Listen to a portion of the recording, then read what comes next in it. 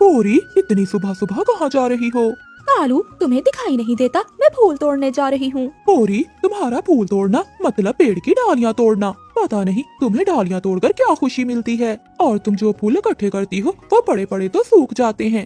कालू, अच्छा नहीं होगा, बेकार में मुझसे बहस ना करो। मुझे ये बिल्कुल पसंद नहीं है। मुझे अब बहुत गुस्सा आ रहा है। कालू, तुम अपना काम करो। गौरी, मैं अपना काम ही कर रहा हूँ। फूल तोड़ते हुए डालियाँ तुम तोड़ती हो और जंगल के पक्षी सब मुझे बातें सुनाते हैं। आज से बातें भी तुम ही सुनना, सुन लिया ना? कालू, तुम चुप करो। जो जैसा होता है उसके साथ वैसा ही होना चाहिए। कालू कौवे से लड़ते हुए गौरी कौवी अपने घर से निकलती है। वो फूल तोड़ने के लिए हरियाली तोती के घर के पास जाती है, जहाँ एक फूलों का पेड़ था। आज मैं एक भी फूल नहीं छोड़ूंगी, सारे तोड़ दूंगी। देखती हूँ कौन रोकता है मुझे। गौरी कौवी फूल तोड़ने लगती है तो एक डाली नीचे आ गिरती है। हरियाली तोती की आँख खुल जाती है। कौन कौन है बाहर? हरियाली तोती घर के बाहर आती है। मैं जानती थी गौरी, तुम्हारे अलावा कौन ऐसे काम कर सकता है। गौरी, तुम फूल तोड़ने आई हो या मेरे पेड़ को? रानू चिड़िया भी तो मेरे पेड़ से फूल तोड़ती है, मगर वो तुम्हारी तरह डालियाँ नहीं तोड़ती। सुबह सुबह शोर क्यों मचा रही हो? बस चिड़िया चिड़िया चिड़िया। उस छोटी चिड़िया के अलावा किसी को कुछ नहीं दिखता। नहीं दिखता गौरी, तुम्हारे फूल तोड़ने के बाद जो मेरे बगीचे का हाल होता है वो चिड़िया आकर ही तो ठीक करती है। गौरी, अब बस करो, कुछ फूल हमारे लिए भी छोड़ दो। नहीं छोड़ूंगी, एक भी फूल नहीं छोड़ूंगी। दुष्ट कवि, ये पेड़ तुम्हारा नहीं मेरा है। क्या दुष्ट कवि? हाँ, कल तो मैं तेरा पेड़ ही काट दूंगी। मैं भी देखती हूँ कौन मेरा क्या बिगाड़ लेता है। गौरी कवि वहाँ से चली जाती है। थोड़ी देर बाद रानू चिड़िया अपना मटका लेकर गौरी कवि के पास जाती है। गौरी, कहाँ हो तुम? आ जाओ, चले नदी से पानी लेने। हाँ चिड़िया, चलो। फिर रानू चिड़िया और गौरी कवि नदी से पानी लेने के लिए चली जाती हैं। जरा सुनो सुनो बेटी, क्या तुम मुझे थोड़ा सा पानी भर दोगे? क्यों मौसी, क्या तुम अपना काम नहीं कर सकती हो? बेटी, मेरी उम्र हो गई है, मैं ठीक से उड़ नहीं पाती, भला मैं पानी कैसे भरूंगी? तुम ही थोड़ा सा मुझे दे दो। हाँ बुढ़िया, उम्र तो हो ही गई है, क्या हमसे पूछकर बूढ़ी हुई हो? गौरी, ये तुम क्या बोल रही हो? चुप करो चिड़िया। और हाँ मौसी, हम तुम्हारी नौकरानियाँ नहीं है, अपना काम खुद करो, वरना चुपचाप बैठी रहो। आप दुखी ना हो मौसी जी, वो गौरी कवि दिल की बुरी नहीं है। आप मुझे मटका दें, मैं आपके लिए पानी भर कर लाती हूँ। फिर रानू चिड़िया मौसी का मटका लेकर पानी भरने लगती है। चिड़िया, जब मैंने एक बार मना कर दिया तो तुम क्यों उस बुढ़िया के लिए पानी भर रही हो? गुस्सा ना करें गौरी बहन, आप बताएं कि मैं क्या करूं? बेचारी वो बूढ़ी मौसी कैसे अपना पानी भर सकती हैं? हाँ हाँ, आई बड़ी बेचारी, हमेशा दूसरों की नजरों में बड़ा बनकर रहना चाहती है। तुम्हें समझ में नहीं आता क्या? ये चिड़िया हमेशा अच्छा बनने की कोशिश करती है। आज तो मैं दोनों को खरी खोटी सुना कर ही रहूंगी। फिर रानू चिड़िया बूढ़ी मौसी के घर में पानी का मटका रख देती है। मौसी, ये क्या, इतने सारे घड़े? अरे बाप रे, ये तो सोने का घड़ा है। अच्छा मौसी, आपने अपने घर में इतने सारे घड़े क्यों रखे हैं? चिड़िया, क्या तू अभी तक नहीं समझी? तेरे जैसे मासूम पक्षियों को फंसाकर इसने यहाँ घड़े जमा कर रखे होंगे। अरे बेटी, इन सब मटकों में गुप्त धन है, धन। मौसी, आप भी ना मजाक मत कीजिए, बताइए ना, आपके घर में इतने मटके क्यों हैं? अरे पगली, मुझे मटके इकट्ठे करने का शौक है, इसी से मुझे खुशी मिलती है। अरे बुढ़िया, इतनी खुशी तो मुझसे देखी नहीं जा रही। मगर मैं ये मटके इकट्ठा ही नहीं करती, अगर किसी को जरूरत हो तो मैं उसे ये दे भी देती हूँ, उससे मुझे और खुशी मिलती है। क्या अगर मैं मांगू तो क्या तुम मुझे भी दोगी? हाँ बेटी, क्यों नहीं, मैं तुम्हें भी दूंगी, तुम्हें भी जरूर दूंगी। अच्छा, मुझे तो वो सोने का मटका बहुत पसंद है, मुझे वो दे दो। ठीक है, जब तुम्हें जरूरत होगी तो मैं तुम्हें वो मटका दे दूंगी।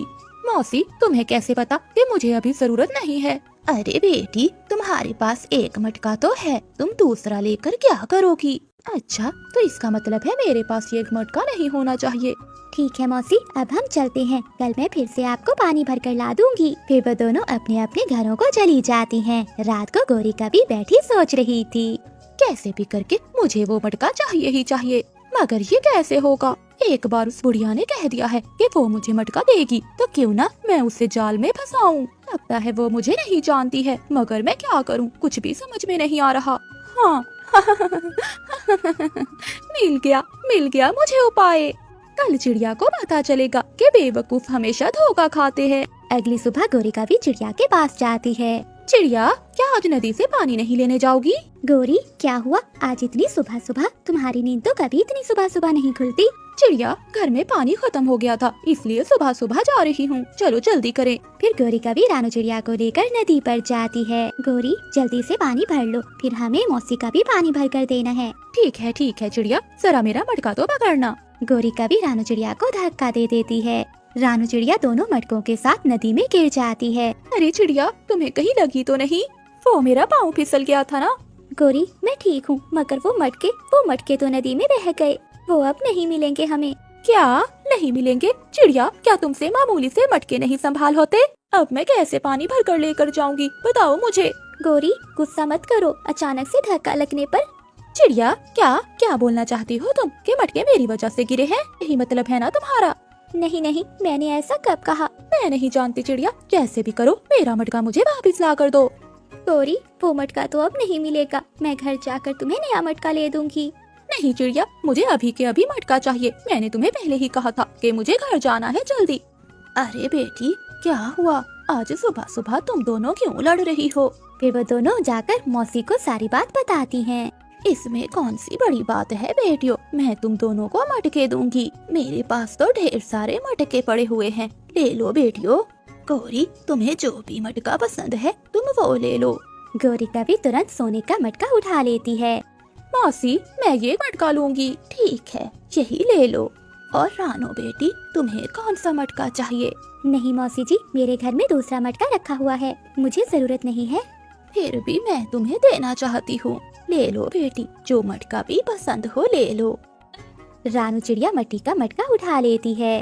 फिर वो दोनों अपने अपने घरों को चली जाती हैं। अब इस मटके से मैं अपने लिए सोने के गहने बनवाऊंगी, ढेर सारे गहने बनवाऊंगी मैं, ढेर सारे। इतनी खुशी। जैसे ही वो मटके को नीचे करती है तो उसमें से ढेर सारी मधुमक्खियाँ बाहर आती हैं। वो मधुमक्खियाँ गौरी कावी को घेर लेती हैं और काटती हैं। अरे ये क्या, हटो, जाओ यहाँ से, बचाओ, कोई मुझे बचाओ। कालू, हटाओ इन्हें। मधुमक्खियाँ गौरी कावी को काटती रहती हैं। गौरी कावी मुश्किल से अपनी जान बचाकर बाहर आती है। मैं उस बुढ़िया को नहीं छोड़ूंगी। गौरी कावी नदी पर जाती है। अरे ये क्या, वो घर कहाँ गायब हो गया? अरे दुष्ट बुढ़िया, कहाँ हो तुम? सामने आओ, मेरे साथ ऐसा क्यों किया? क्या हुआ गौरी, मुझे याद कर रही हो क्या? तुमने मेरे साथ ऐसा क्यों किया मेरे साथ? मैंने नहीं किया तुम्हारे साथ ये सब कुछ। इन सब की जिम्मेदार तुम खुद ही हो। वो सब कर्मों के फल के घड़े थे, समझी क्या गौरी? हम अपने जीवन में जैसे कर्म करते हैं, ठीक वैसा ही फल हमें मिलता है। तो क्या चिड़िया को भी उसके कर्मों का फल मिलेगा? हाँ गौरी, जरूर। चिड़िया को भी मिल चुका है उसके कर्मों का फल। अरे ये क्या देख रही हूँ मैं? मौसी जी, आपका बहुत बहुत धन्यवाद, आप बहुत दयालु हैं।